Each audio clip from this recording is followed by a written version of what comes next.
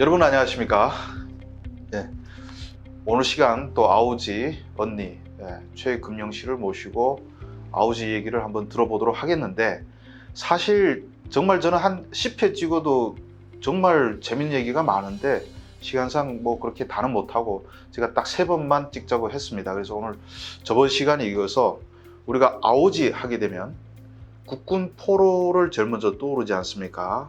그래서 예전에 그 한국에 최초로 귀환한 국군포로 조창호 중위 같은 경우는 자강도에 있다가 왔는데, 근데 그 저번에 들어보니까 아우지는 국군포로 중에서도 제일 말 안 듣는, 북한 입장에서는 알반동, 우리 입장에서는 최고의 애국자들만 갖다가 거기다가 강제노동 시키는 곳이라고 했는데, 금영 씨가 살던 아우지 동네는 그럼 국군포로들이 엄청 많겠네요? 네, 엄청 많죠. 저희는 뭐 앞집, 뒷집, 옆집 다 국군포로, 그리고 뭐 저희 같이 뭐 반동, 김일성 정권을 반대했거나 지지거나 이런 사람들이 있는데, 그 분들은 대부분 할아버지들이에요. 나이가 많아요. 금영 씨가 네. 태어나 자랄 때는 할아버지. 예, 할아버지들이죠. 네. 그래서 되게 기억에 남는 게 우리 앞집에 제일이네라고 있거든요. 그 아들이 제일이네인데 그 할아버지가 국군포로였어요. 그래서 뒷산에 가가지고 쌀이나무 꺾어다가 이렇게 그 뭐죠? 풀 뜯을 때 바구니 같은 것도 만들어주고 빗자루도 만들어주고 막 그랬었거든요. 그래서 국군포로 아저씨들이 되게 많아요. 그래서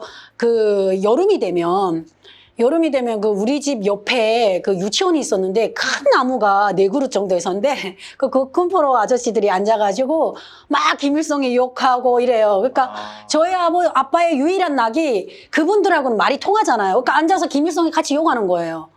예. 네. 그 막 욕하다가 거기는 그런 게 있잖아요. 안전원. 네. 그런 사람이 오는데 우리 마을의 그 담당은 좀 이렇게 머리가 길고 좀 모절싸하다고 하거든요. 그런 안전원이 있었어요. 그 별명이 말대가리인데. 모절싸니까 거기 가서 안전하고 이렇게 천동네에서. 네, 그러니까 막 국군포로 아저씨들이 막 국군포로 할아버지들이랑 저희 아빠가 진짜 일제시대에도 이렇게 못 살진 않았다. 그때는 밥은 먹었다. 이러면서 다시 일제시대로 돌아가는 게 더 낫다. 이런 얘기를 하면서 빨리 이렇게 통일이 돼야 된다. 남한이 쳐들어야 된다. 그러니까 그 희망사항을 막 얘기하는 거예요. 그러다가 그렇게 얘기를 하면 저희 그 반동 자식들이잖아요. 그걸 자주 보니까 저걸 들키면 우리 아빠가 잡혀간다는 거 알잖아요. 애들도 벌써 예, 알잖아요. 그러니까 저희가 망을 보게 돼요, 자연히.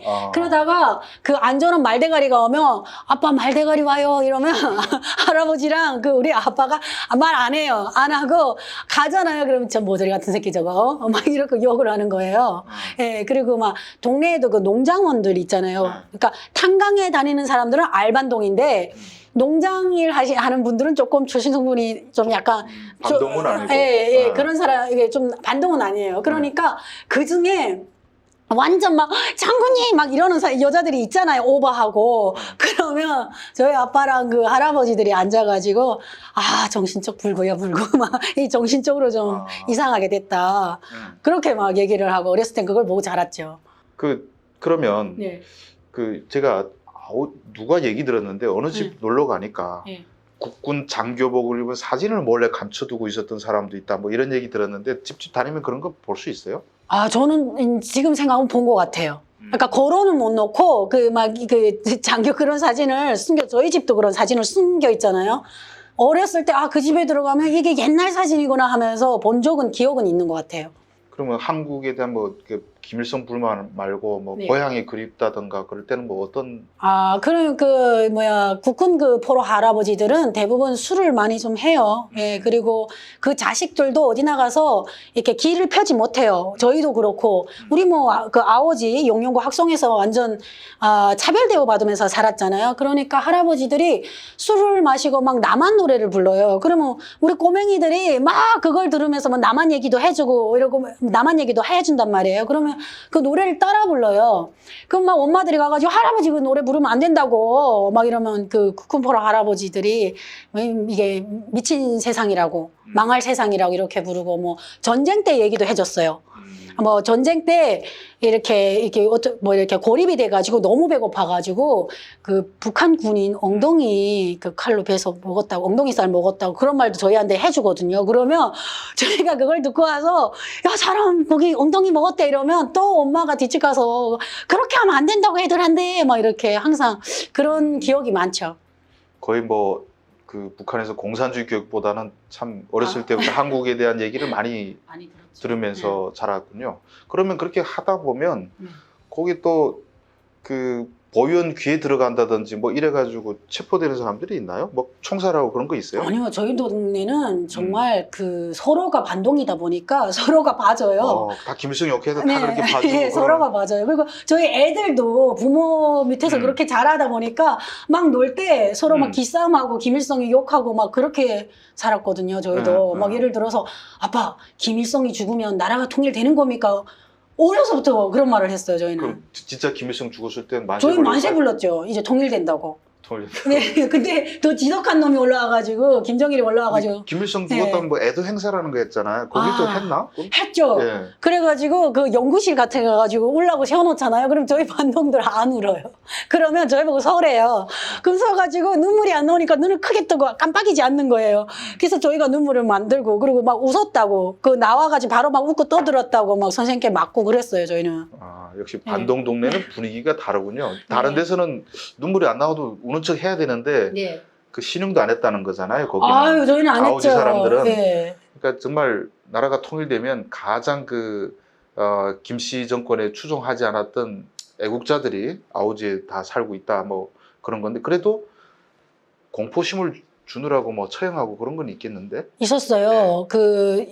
이분은 국군포로 그 할아버지 아들이었는데 우리 그 아오지는 배급을 안 주기로 유명해요. 그러니까 배고프니까 농장밭에 가가지고 옥수수를 몇 개 훔쳤단 말이에요.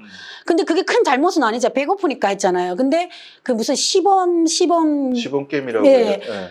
그걸로 이 아들이 사형 선고를 받아요. 예, 예. 그래서 저희가 어느 날 학교에 있는데 뭐 땡땡땡 종을 치더니 다 그 운동 다리 밑으로 가라는 거예요. 그래서 갔더니 옥수수 한 자루 훔친 그 아저씨를 묶어놓고 그 앞에 그 와이프, 아들, 딸 다 쭉 앞에 딱 세워놓고 사용하는 걸 저희가 봤어요. 그러니까 그게 참 그 한 90년대에 워낙 뭐 웬만큼 총소리 울려서도 이게 안 된다고 그렇게 생각해서 그런지 모르겠는데 우리 동네에서도 사형시킬 때, 총살시킬 때 와이프하고 자식들을 맨 앞장서서 그냥 보게 하더라고. 그 아버지가 총살되는 걸 막 튀는 걸 다 보게 하고. 아, 예, 맞아요. 야, 정말 잔인하죠. 근데 우인이 때도 그랬고 정말 처형도 그렇게 잔인하게 시킬 수 있냐 이런 생각 드는데 그럼 또 뭐 그런 처형은 또 없어요? 또 저희 옆에는 한 아저씨가 나만이 더 잘 산다는 말을 한 거예요. 예, 그래가지고 잡혀갔어요. 근데 2달 만에 왔는데 아저씨가 정신이 돈 거예요. 그래서 막 아침마다 나와가지고 막 숨어요. 숨으면서 김일성 장관 만세! 하고 막 돌아가서 김일성 장관 만세! 이러는 거예요. 2달 동안 고문하면서 만세만 시켰나? 네, 그런 것 같아요. 그러니까 우리는 반동들이잖아요. 항상 김일성을 욕하던 분이 2달 동안 고문을 받고 와가지고 정신이 나와가지고 막 김일성 장관 만세 만세 하면서 주변 사람들이 다 이를 갈았어요. 어떻게 사람을 고문했으면 저렇게 되냐.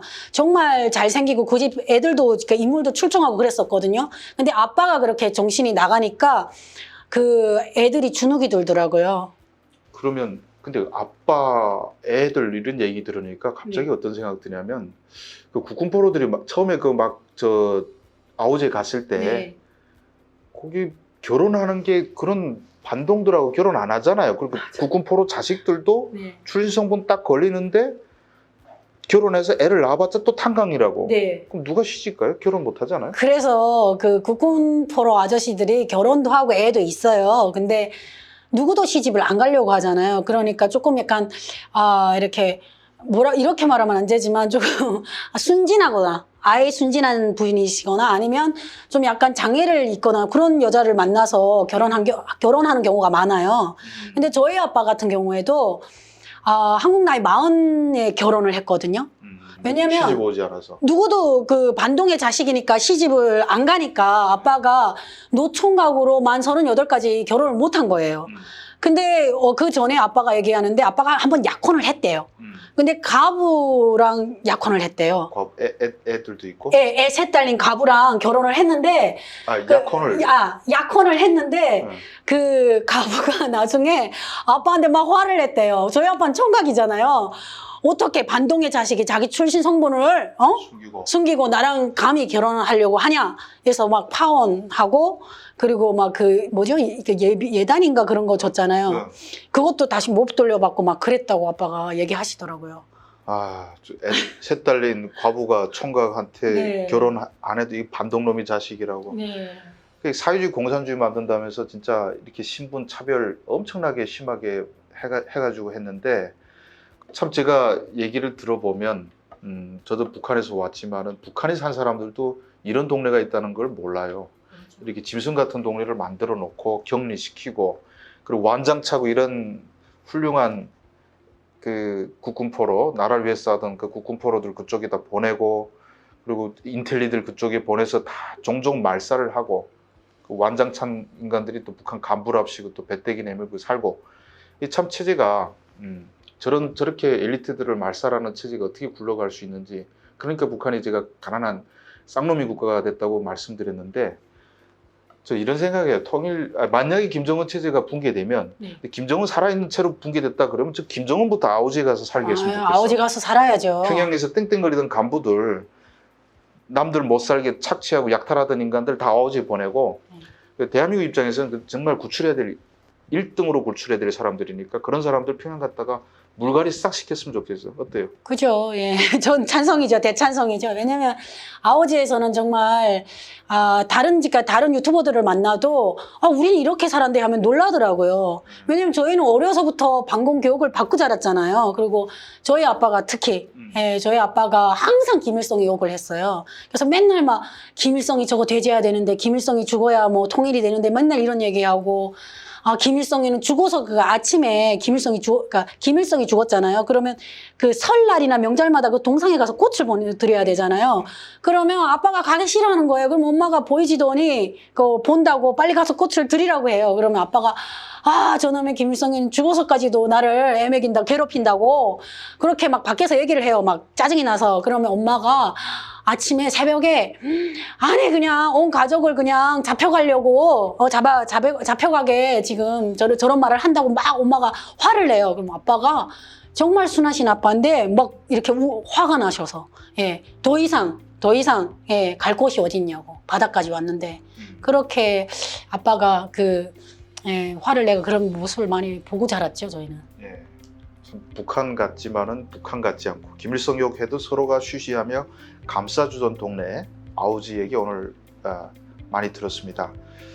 자, 그래서 오늘 얘기는 여기서 마치도록 하고 한 번 더 제가 또 모셔가지고 얘기 들을 텐데 재밌는 얘기 너무 많아가지고 그래서 오늘 시간은 여기서 마치도록 하겠습니다. 감사합니다.